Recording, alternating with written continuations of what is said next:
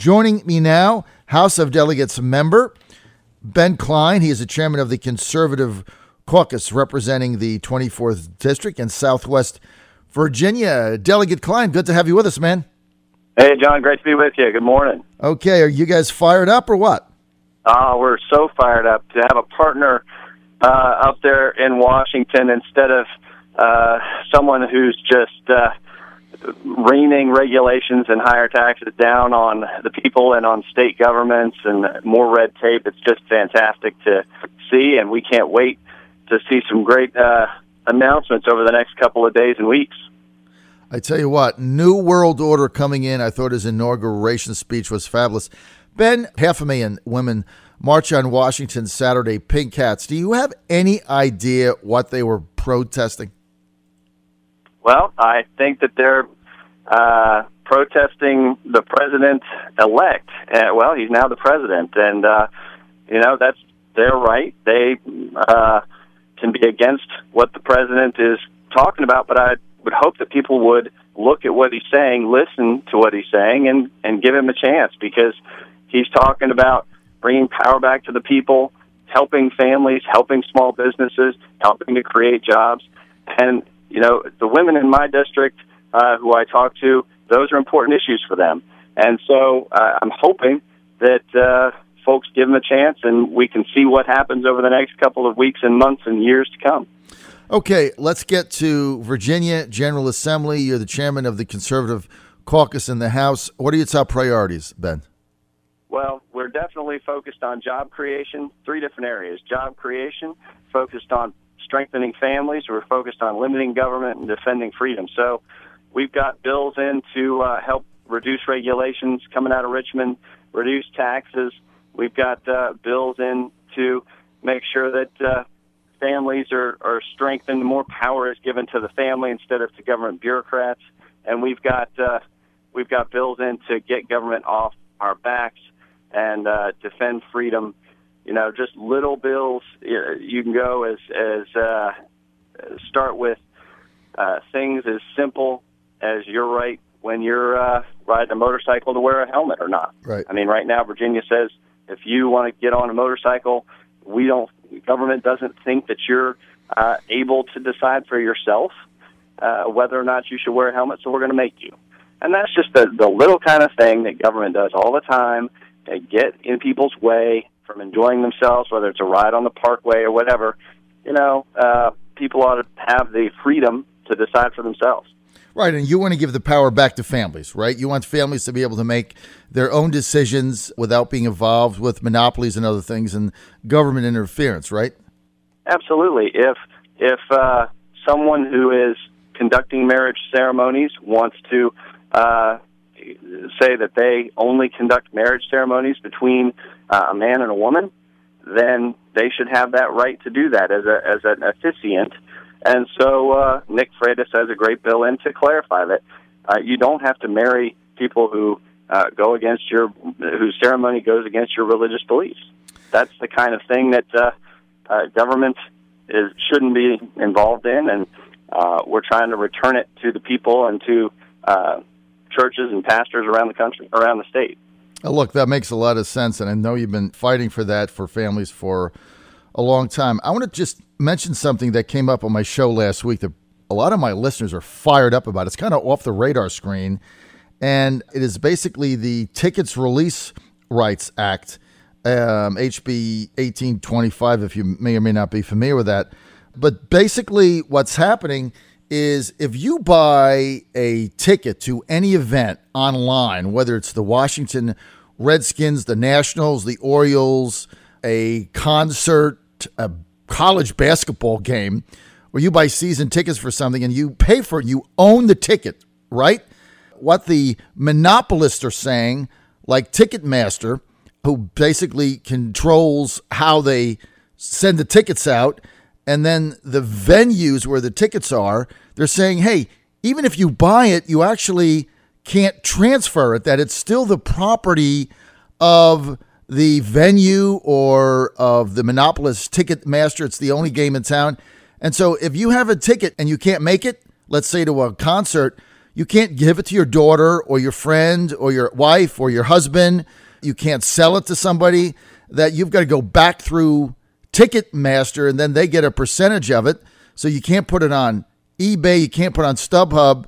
And the Washington Redskins have this new resale policy that says if you're a season ticket holder and you own the tickets and you paid the money and they're in your hand, that you can't get a paper ticket, you can't resell them.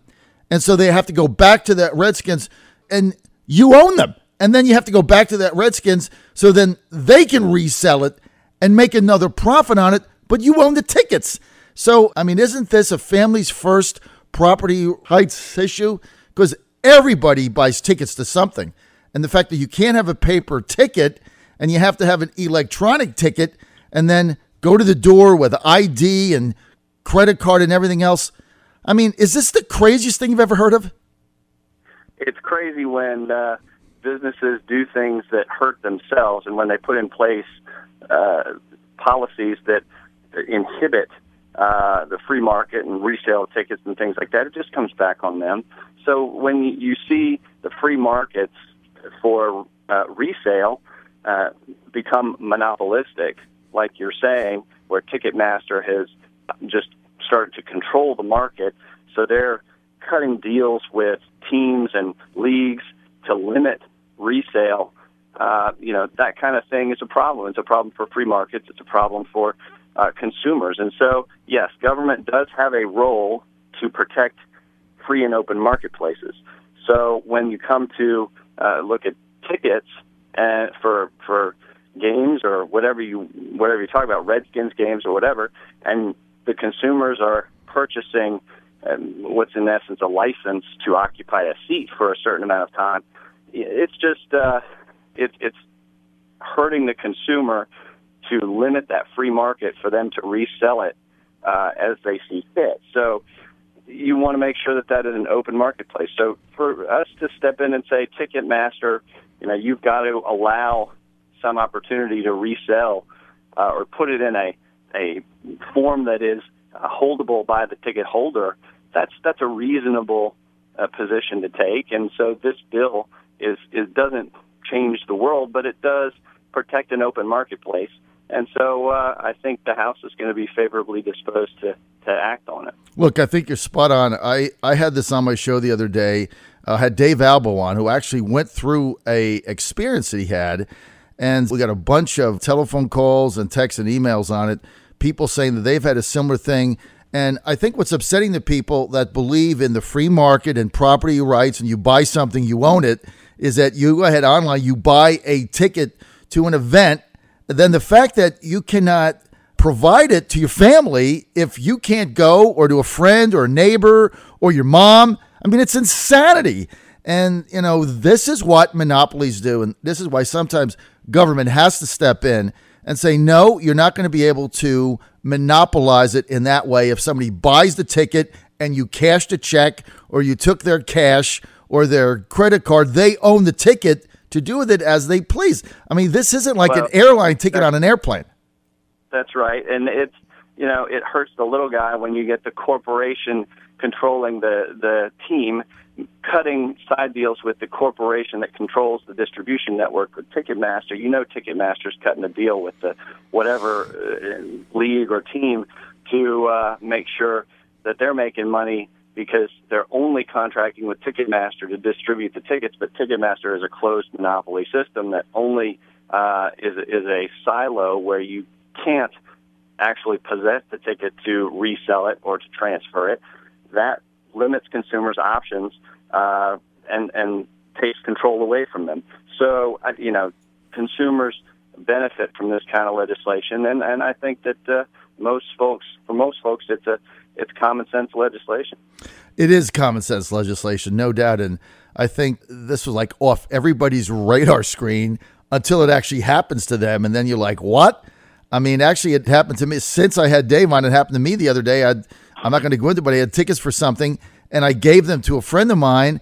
And the credit card that I purchased them with, I had to get a new card because it got compromised. So I couldn't even provide that info. And basically, it just went into the trash. And so $50 gone yet I paid for it. The whole thing's a mess. So hopefully you guys can act on that. Let's get to another thing I know that we agree on passionately about is you have tried so hard to get people to understand why these red light cameras are such an infringement on rights. You know, they started out one intersection, a city, only the high impact areas. Now, Ben Cline, you can't go down a street without there's a camera on every street corner, every stop sign, every stoplight there, every place. They've now become a chief source of local government revenue.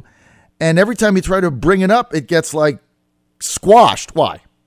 Right. And the companies that are operating these red lights are being sued in other states because they're only about the money, and they're shorting yellow lights, and governments are trying to game the system for their benefit financially. And that's the kind of thing we don't need to see in Virginia. Now, I know that down in your neck of the woods, down near Virginia Beach, the municipalities are awash in them. They're just everywhere. And it's we've put limits on how many they can have in municipalities, but I think down in your neck of the woods, they're pushing the envelope. So it's about freedom. It's about our rule of law, and it's about making sure that you guys, the average citizen, has the benefit of the doubt when going into court. You should be innocent until you're proven guilty in a court of law by the state, by the prosecution, not considered guilty, and then you have to go into court and prove your innocence. That's not the way our rule of law, our system of justice works. And so I've been trying to undo this red light camera system for some years. You know, they just came in with a bill on this electronic speed monitors, trying to do the same thing when you're speeding, and just put a radar gun and a camera up there so that when you're driving down the street, if you're speeding, camera gets you, sends you a speeding ticket. That's exactly the same kind of problem as these red light cameras. We killed that bill. We need to pass a bill to undo red light cameras and restore freedom to the people. I tell you what, that is a horrible bill. They have that. People that have traveled and driven vehicles in France or Germany and some parts of Europe, they have those. And it's just another way for governments to extract cash out of people. You're going 67 in a 60. There's nobody on the highway, and you get something in the mail, and it's $150. And they got the camera there, and you are speeding. You're 7 miles over. They can charge you $150, and if you don't pay it, they'll impound your vehicle. They'll come and take your vehicle away. So I mean, look, it's just crazy. And this heavy-handed state bureaucracy. It's exactly what the people rose up against last November. They said we've had enough. We've had enough of government running our lives. We want to be able to take back control, take back our liberties, and that's why they voted the way they did in November. And I hope that we're going to see a restoration of freedom and liberty to the people here over the next few years. Ben, you mentioned 3 basic headlines that you're working on: job creation, strengthening families' rights, and reducing the regulatory power that the government has. Let's go. Give me the top 2 bills you guys are backing that you think have the best chance to actually pass. Well, I'll give you two that highlight what we're talking about. Okay. One is an effort to get some control around our Department of Professional Occupation Regulation. That sounds horrible, but it's DPOR. DPOR is what regulates all the service businesses around the Commonwealth, and we're a service economy now. So if you're a plumber, electrician, or even a hairdresser, or barber, you've got to go get an occupational license. You've got to go take a number of hours, classes and things, and get certified in Virginia to do the job that you're trained to do. But what we're seeing is some of these industries have become too protectionist. They become closed, monopolistic, shops where all of the hairdressers band together and say, you, instead of just 100 hours to get a chair in a barbershop, you've got to have 300 hours because God knows so much has changed over the past 20 years in hair cutting. I'm being sarcastic, but, it's the kind of thing where we got to take back some of these hours, reduce the hours, let more competition into the industries, and that way we'll stimulate small businesses, because that's where the growth in our economy is going to happen, with small businesses, mom and pop shops, people scrimping and saving just enough to open a shop or get a barber chair or get an electrician's license. So that's one area where we're going to try and reduce some regulations. Another is in healthcare. We've got to be ready here in Virginia for the repeal of Obamacare. We're all waiting for it. We're excited about it. But people are saying, well, what are you going to put in its place? Right. Well, in Virginia, I've got a bill to put something right there in its place to let people buy insurance over state lines. If you find a policy in Arizona that meets your family's needs, doesn't have all the mandates that Virginia requires, why shouldn't you be able to go buy it? Exactly. So my bill says you can buy insurance over state lines. Other states already have that in place. So we're hoping that when Obamacare gets repealed, and it should be pretty soon, we're going to have a solution for the people right away. All right. I love that idea. You need to send it up to the White House. That's what the first thing we need to do, you're spot on, is let people buy insurance over state lines, shop for the best one out there. That's how you get the competition. That's how the rates for automobile insurance have come down, because of the interstate competition. We're out of time. I want to thank House of Delegates member Ben Cline for being with us. He's the chairman of the House Conservative Caucus in the House of Delegates in the General Assembly. Delegate Cline, thanks for the update, man. Always good to have you on, sir. John, thanks. Anytime. All right. We'll be seeing each other soon. This is the John Fredericks Radio Network. Keep it right here.